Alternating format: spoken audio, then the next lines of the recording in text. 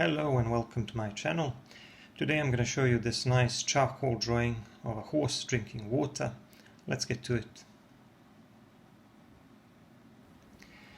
I already did a similar drawing several years ago. It was almost the same, but it was done on a much smaller paper, and it was a simpler sketch done in graphite pencil. So now I'm going to do a more detailed charcoal drawing, and it's going to be a somewhat larger size this time. So the first one was the sketch was about 5 times 8 inches or so, and you can find that on my Facebook page or on my Instagram, I think. But this one is going to be a little bit larger. It's going to be 9 times 12 inches, and most of the work is going to be done in charcoal. I'm doing the sketch with a graphite pencil, but after that I'm going to switch to charcoal. As for the charcoal drawing tools, I'm going to be using a combination of vine charcoal and charcoal pencils, but I'm going to get to that a little bit later. Right now, as you can see, I'm just trying to draw the basic shape of the horse's head and just some very basic anatomy, some of the main body parts, or rather parts of the head. And in my original reference photo I didn't have those ripples, the water. I just decided to add that a little bit later, as you will see. So now I'm switching to charcoal pencils, and I normally like to use woodless charcoal pencils because they're easier to sharpen. And I normally use 2 grades, a medium one and the soft one.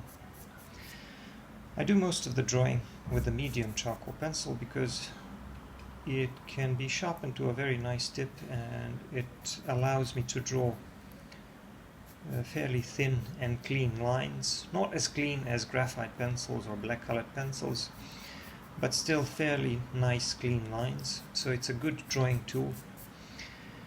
But I tend to reserve the soft charcoal pencil for some of the darkest areas of my drawing, and that's important if you want to increase the range of value. And when you increase the range of value, obviously you can have more depth and more volume in your drawing. I'm going to use vine charcoal for the shading and for much of the background, as you will see. So the composition is fairly simple because it's mostly the horse's head, and there's going to be some ripples at the bottom. I grabbed a piece of paper and I put down some vine charcoal on it. Vine charcoal is very soft and it crumbles easily, so it allows me to produce some charcoal powder. And I'm just going to use that charcoal powder, load a soft brush with it, and I'm going to start spreading that charcoal powder onto the paper, on the background mostly. I'm going to make a very simple background, nothing specific or defined there in the background. I'm just going to add a little bit of value, and I'm going to draw that water at the bottom near the end of the drawing process. But I'm just adding a little bit of background to make the whole scene a little more interesting and to add a little more depth to the whole drawing. So I started spreading the charcoal with this smaller soft brush, and then I made everything smoother with a larger brush. The larger the brush, the smoother the blending. So I'm moving on to the ears, and I'm using a medium charcoal pencil here.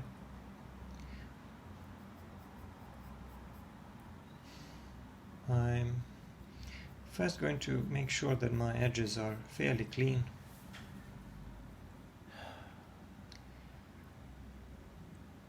And if my sketch isn't entirely correct, I can always modify some things a little bit. Even though when you start putting down the charcoal, you have to be sure that you're not going to be making many modifications later. because charcoal is a lot more difficult to erase than graphite. So this lower part of the ear is going to be a little bit darker, and it's going to be getting a little bit lighter towards the middle. So I kind of have to follow the shape of the ear and to use a range of value to describe the shape.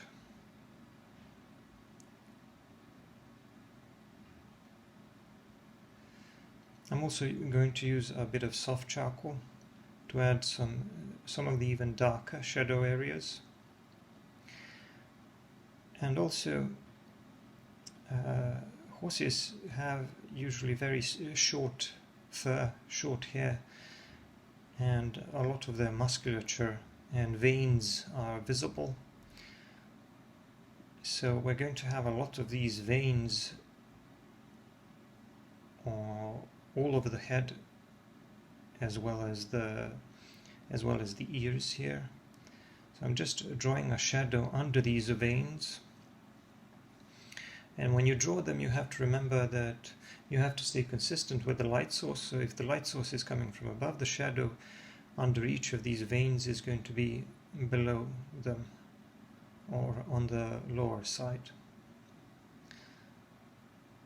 And I'm also adding a little bit of texture to the ear, trying to imitate something that kind of looks like fur, but nothing too fancy.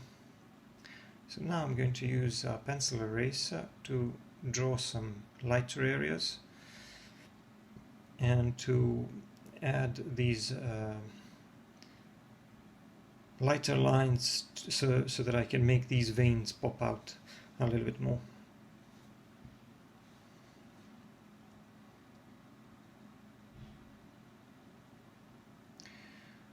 And if I feel like there's too much texture, I soften that with a brush. So right now I'm moving on to the other ear, and the ear on the left was turning away from us. So we could see the outside of the earlobe here. We see the inside or the inner part of the earlobe. That's why it's going to be a lot darker, because it's almost all in the shadow. So I mostly used a soft charcoal pencil for that. And now I'm just going to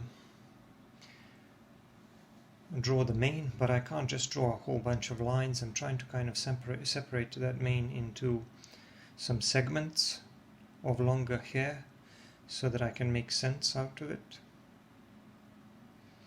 Naturally, I will modify it a little bit later. Right now I just want to lay down the basic texture so that it looks like mane, so that it looks like longer hair. And then I go over everything with a brush, and it all becomes a little bit darker, but also a little bit softer. If I feel like I need to soften it a little bit more, I can always add a bit of iron charcoal on top to achieve some smoother transitions. So here I'm moving on to the eye, and because the whole picture of the horse is fairly dark and with quite a bit of contrast, the eyes themselves are also going to be dark with very few details. We're not going to have a reflection, we're just going to have some eyelashes sticking outward, and these are going to be a little bit lighter. And there's also going to be a whole bunch of these wrinkles around the eye. So right now I'm just laying down some of the darker areas in order to try to capture the anatomy of the eye. And I'm mostly using a medium charcoal pencil for this, although the eye itself is going to have a lot of these darker areas, so I'm going to have to use a soft charcoal pencil for that.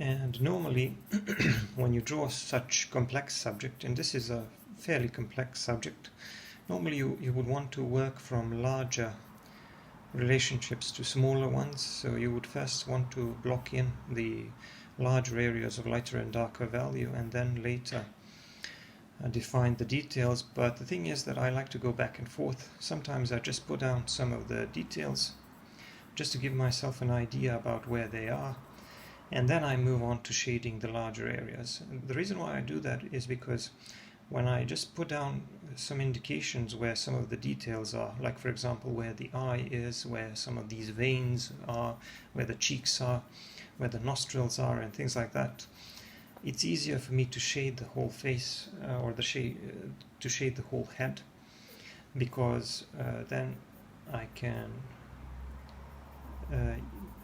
can distribute those areas of those larger areas of lighter and darker value more easily, and I can place them more easily and with more precision, so that I don't have to modify too much of it later. Because if you, for example, make an area that's supposed to be lighter, if you make it too dark, you'll have to take away a little bit of that value, and it's usually easier to work from a light to dark than vice versa. There's going to be a lighter patch in between the eyes there, and right now I'm just using my pencil to create some indications of maybe some wrinkles in the skin and around the muscles, to indicate where some of these darker or darkest areas will be. So as you can see, I'm moving on from the small details to slightly larger details, because right now I am making some indications where these darker areas will be. And after that I'm going to be moving on to even larger shading, as you will see, where I will be covering most of the head with a certain amount of value, using a combination of compressed charcoal pencils and vine charcoal to achieve the best effect.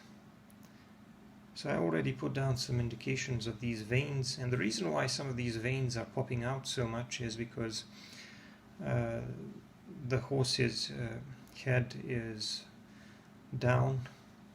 It is drinking water, so when you put your head down, obviously the blood goes into your head, and some of these veins are going to become swollen, so that's another thing to keep in mind. So the neck is fairly round or cylindrical, as are those muscles on the neck. So I'm deliberately leaving some lighter areas in the middle, and once I start shading, I'm just going to start pushing that charcoal around and pushing the charcoal from the darker areas to the lighter ones. And that's essentially what I'm doing here around the eye, but I'm going to be doing the same thing here around the neck. So basically the area around the mane is going to be dark because the mane is casting a shadow onto the neck. But then as we're moving onto the rounded part of the neck, that part is going to be lighter and also a little bit glossy because of the short hair. And I'm going to leave those parts lighter, and then I'm just going to push the charcoal towards those lighter areas, creating a highlight during the blending process. Now I'm covering the rest of the head with a bit of vine charcoal, and don't worry about this if it looks like a mess, because vine charcoal is really soft and it doesn't really stick to the paper as much. If you want it to stick to the paper, you have to push it into the grain of the paper, and you would have to use that with some blending tools that really push the charcoal powder into the paper. But when you use softer brushes and when you move the charcoal around gently, you tend to be able to blend more smoothly and to create smoother transitions with vine charcoal. And that's one of the advantages of vine charcoal, the fact that it doesn't really stick to the surface of the paper as much, unlike compressed charcoal. So you can use these properties of your tools to your advantage. So I use compressed charcoal for my charcoal pencils to create darker areas, and those where I want the shading to be more permanent. And in those lighter areas, or where I feel like I'm going to be moving the charcoal powder around, I use vine charcoal, and I just move the charcoal as I like, creating transitions between areas of lighter and darker value. Here I zoomed in a little bit so that you can see some of the details, because I'm starting to work on the texture of the fur. And I'm not going to lie, this process will take a little bit of time. You can see what I'm doing. I'm making some very, very short strokes. My charcoal pencil is very sharp, so I'm creating these thin lines. And there are a couple of things to remember when you're drawing fur on an animal. As I always say, you need to remember that the length and the direction of the hair varies depending on the animal's part of the body. So you have to make sure that your strokes match the hair in terms of length and direction. And if the hair is really short, you make your strokes short. And the reason why that is important is because once I go over these strokes with a brush, they won't disappear entirely. I will blend them in slightly. They will become a little bit softer, as you can see, but a lot of that texture will remain visible. And that's why it's important to do that groundwork and to lay down the proper texture, so that once you start blending, you get the proper appearance of the fur. And right now, as you can see, it really looks like smooth, short hair or fur on a horse.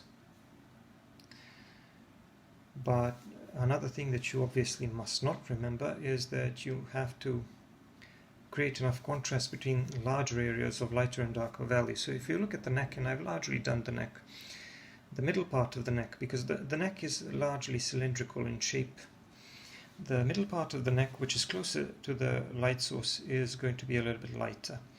But the sides, which are facing away from the light source, are darker. So you need to put in those areas of lighter and darker value. Otherwise, you won't be able to show the proper volume of your subject. Anyway, I used a pencil eraser there to add some additional texture to that hair. So I pulled some highlights on top of the texture that I already created with a charcoal pencil. And now I pulled some highlights on the mane as well, and I gave that mane a lot more depth, and now it looks a lot more realistic, like really some of these segments of hair, longer hair, are sitting on top of the others, and like there's really some shadow under them. So in a way, you use your pencil eraser or any other type of eraser in the same way that you use your pencil, except that you're doing negative drawing. So basically, instead of adding value, you're taking away value by creating lighter strokes. Anyway, moving on to the rest of the animal, I did a little bit more narration, and I played the first part of the drawing process a little bit slower, so that you can follow along, and so that I can explain some of the basics. But now I'm going to be moving just a little bit faster, and I'm going to be moving on to the rest of the head. So as you can see, a horse is a very muscular animal with fairly thin skin and short fur. That's why a lot of the anatomy and muscles and veins are easily visible, and that's why another thing that also makes them very interesting to draw. So I'm moving on by pretty much doing the same thing that I've done so far. I'm drawing the same texture using those short strokes, trying to imitate short fur, but at the same time I'm trying not to forget to create enough contrast between these larger parts, larger areas of lighter and darker value, so that these individual muscles or individual parts of the head would stand out. And the same goes for the veins, and there's also a little bit of shadow under that ear and quite a few of these wrinkles on the skin. So you have to shade each and every one of these parts to give them a volume of their own, because each and every one of those wrinkles is not just a line, it is a shape that has a light side and a shadow side. And if you want to capture the volume and to be able to render realistic looking shapes, you have to keep that in mind. So we have a large cheek here, those large cheek muscles or jaw muscles, and obviously the right side here is a lot darker. I used some soft charcoal there, but the very edge is a little bit lighter because of the reflected light coming from the other side. And I also added quite a bit of texture using those short strokes, and now I'm going over everything with a brush and softening that texture. A lot of that texture almost disappears, but not entirely. If you look at it, it's still there. The lines are still there. They're just less conspicuous, and now they look a lot more natural. It looks more like actual fur. And obviously, because the cheek or that large jaw muscle, I don't really know the proper terminology, but because it's so round, you have to shade it like a round object. So the part of that round surface which is the closest to the light source is going to be the lightest, and that's the middle part, and the sides obviously are going to be a lot darker. And the sides of the face and these cheeks are also interspersed with some more of these veins. And I first draw the shadow area, and then I add the lighter area using a pencil eraser, and that kind of makes these veins pop out so that they really look like they stand out against the rest of the skin.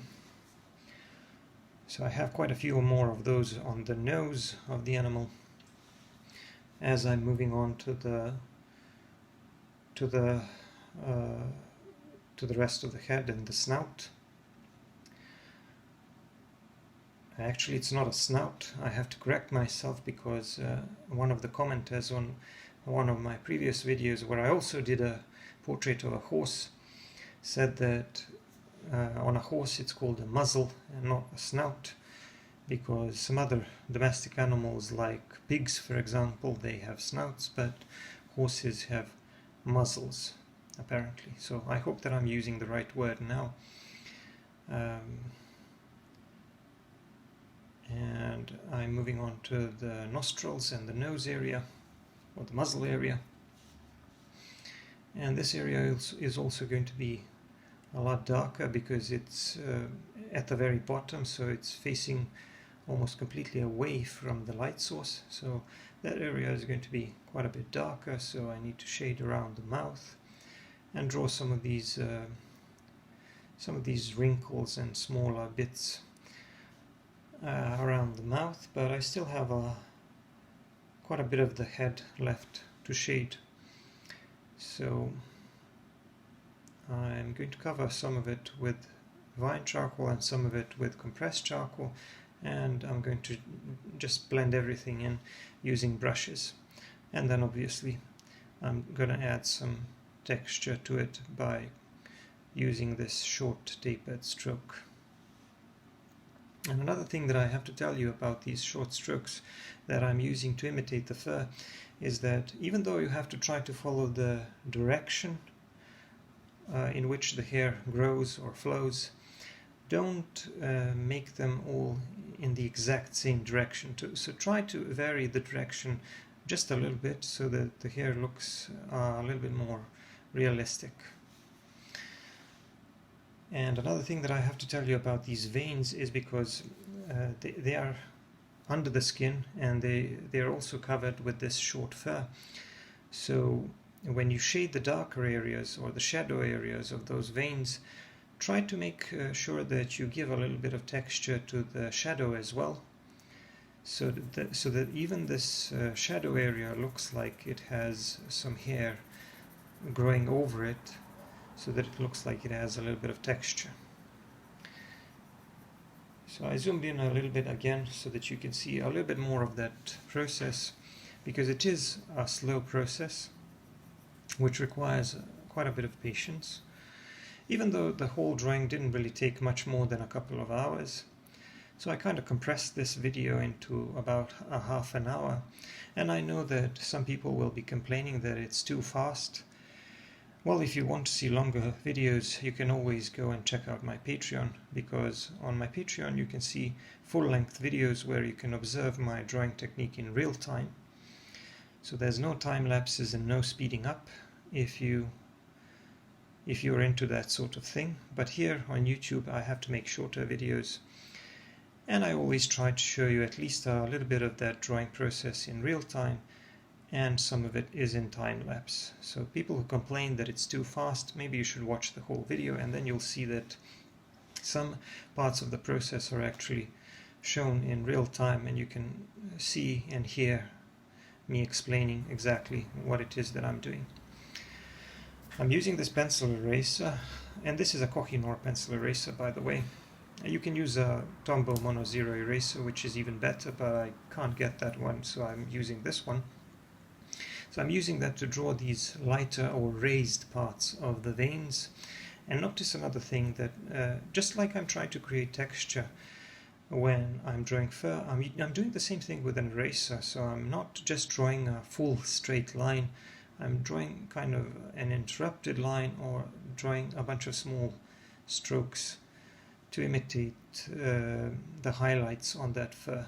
So it's all about creating the proper texture, and I'm basically doing the same thing with a pencil eraser that I'm doing with a pencil, except that I'm making lighter marks instead of the darker ones. I'm putting down some of the finishing touches on around the mouth and the nose, and now I'm going to move on to shading the background on the right, because I obviously need to finish that part of the drawing. So I'm going to do the same thing that I did on the left, just a little bit of value with just a little bit of variation. I used charcoal powder and I spread it around with a smaller, softer brush first, and then I used a larger bristle brush to make everything a little smoother and a little bit more even. And now, since this horse is drinking water, I'm going to draw some ripples on the water. And obviously, since the surface of the water is reflective, I'm going to make some parts of these ripples a little bit darker, so that the surface of the water looks like it's reflecting what's above, and that sorry if my camera isn't adjusted that well, but I'm hoping that you can see what I'm doing. So I drew this darker area first because I want it to look like the water is reflecting these darker areas of the muzzle, the nostrils and the mouth. And then I'm going to create an area of lighter value around those, and I'm trying to make them curve a little bit so that I can later create those ripples. And I'm going to create those ripples using vine charcoal, because vine charcoal is very soft, so it's going to allow me to create some very light and soft shapes. So these don't have to be perfect. I don't have to use a tool for this, but I can just use my free hand, and I can try to make everything a little bit smoother using a brush. So it kind of looks like the horse is drinking water, and it kind of looks like the surface of the water is reflecting the muzzle. And now I'm using a pencil eraser to draw some highlights on some of these ripples so that I can make them more 3D as well,